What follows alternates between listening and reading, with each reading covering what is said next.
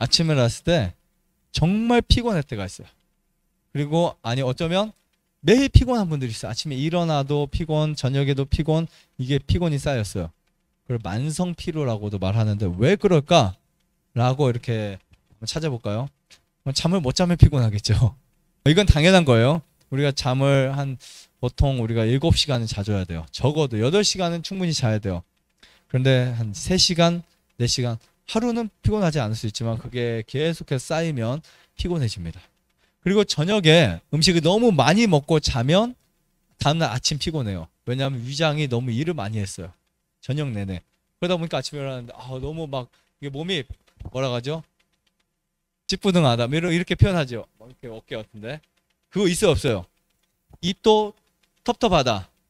그렇죠. 뭔가 그런 거 되게 많이 있어요. 백대도 끼고. 그게 바로 저녁에 과식해서 그래요. 또 한 가지는 잠자리가 문제가 됐을 때도 그래요. 잠자리가 기울어졌다든지 베개가 너무 높았다든지 아니면 방의 온도가 너무 높다든지 아니면 너무 추워서 쭈그리고 잤다든지 아니면 누가 시끄러운데 막 잤다든지 아니면 뭔가 고민을 많이 해서 꿈을 많이 꿔다 이러면 아침에 일어났을 때 막 피곤할 수 있어요.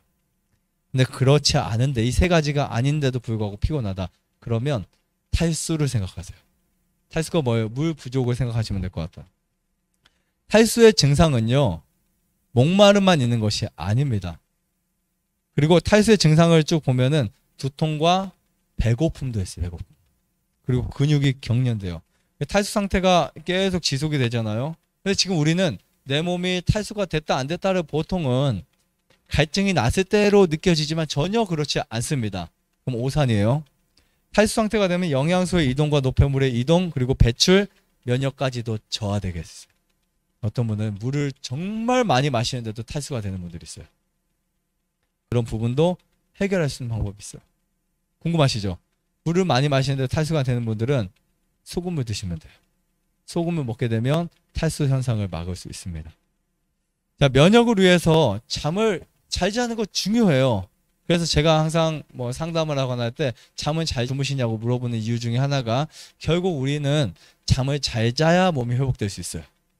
잠을 잘 자기 위한 조건들을 갖기 위해서 우리는 운동도 하고 일광욕도 하고 좋은 생각도 하고 그렇게 하는 거예요. 기도도 하고 뭔가 할 수 있는 행동들을 하는 거예요. 몸의 면역을 높이기 원하신다면 무조건 잠을 잘 자야 돼요. 그러면 간이 회복이 돼요. 갑상선 회복이 돼요. 위장도 회복이 돼요. 그러니까 우리 몸은 그냥 몸에 음식이 비어있는 위에 음식이 비어있는 상태에서 잠을 딱 자잖아요. 그리고 물이 충분하고 음식이 없는 상태에서 잠을 딱 자잖아요. 머리부터 발끝까지 다 회복이 돼요. 이거 다른 거 필요 없습니다. 여러분 믿고 그냥 한 달만 실천해 보세요. 그러면 불면증이 있는 분들도 시간이 지나면 잠을 잘 잘 수밖에 없어요. 조건이 있어요. 스트레스 자기 전 안 받아야 되고 과식하지 말아야 되고 저녁 먹지 말아야 되고 그 다음에 또 잠자리 충분히 좋게 만들어야 되고. 자, 탈수된 몸은 잠자는 동안에 뭐가 안 되냐면 혈액순환이 잘 안 돼요. 우리 몸은요 잠자면 체온 떨어지고 대사가 잘 안 돼요. 그건 기정사실이에요. 그래서 우리가 보통 아이들이 잠자다가 오줌 싸는 이유가 뭐냐면 체온이 떨어지면 오줌이 잘 나요. 여러분 우리가 몸이 차가워지거나 추우면 소변이 자주 넣게 되죠.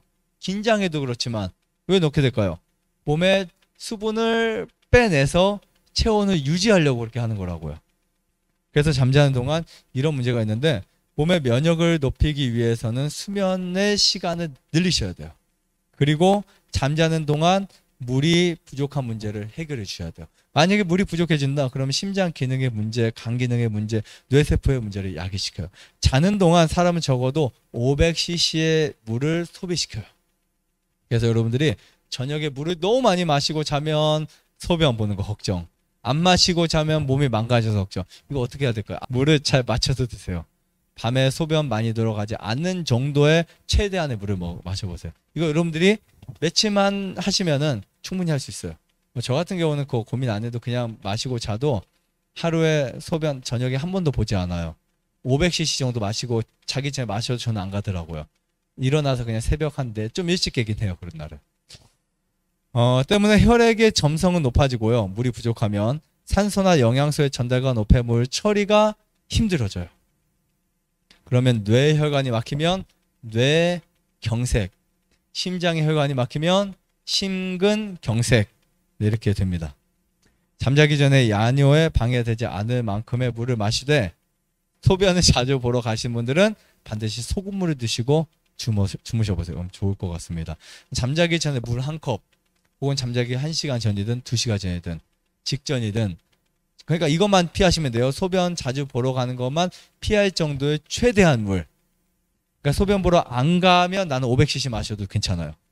그 정도의 최대한 물을 여러분들 한번 해보세요. 직전에 무조건 간다? 그럼 몸을 좀 더 따뜻하게 해서 주무셔보세요. 훨씬 나을 거고요. 그 다음에 직전에 먹는 것보다 난 1시간 전에 먹는 게 낫다? 그때 마시고 주무세요. 그러면 그 물이 우리 몸에서 낮에 있었던 스트레스로부터 독소 이런 것도 다 해결해 줄 수 있는 일을 합니다. 상상을 해보세요. 지금까지 어떻게 잤어요? 물 부족으로 자다 보니까 아침에 일어나서 막 갈증해서 새벽에 자다 말고 물 찾을 때 있고 그냥 과식하고 자니까 갈증이 생기고 그런 것들은요 우리 몸에 되게 안 좋은 거예요. 그러니까 여러분들이 만약에 어떤 음식을 먹고 갈증이 많이 생겨요. 그 음식 자체가 좋지 않은 거예요.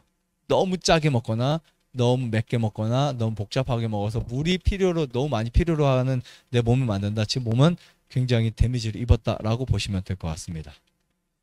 좀 이해하시겠죠? 아침에 피곤할 때 물 한 잔 그리고 아침에 일어나서 무조건 물 드세요. 일어나서 밥 먹기까지 최소 500에서 1리터까지 될 수 있어요. 500에서 1리터 사이를 드시면 돼요. 500 이상은 무조건 마셔주세요. 그래야 아침에 노폐물 청소를 쫙 하죠. 일어나자마자 물 마시는 거 정말 중요하다. 이렇게 저는 생각합니다. 좋아요, 구독, 안내자전 눌러주세요. 눌러주세요.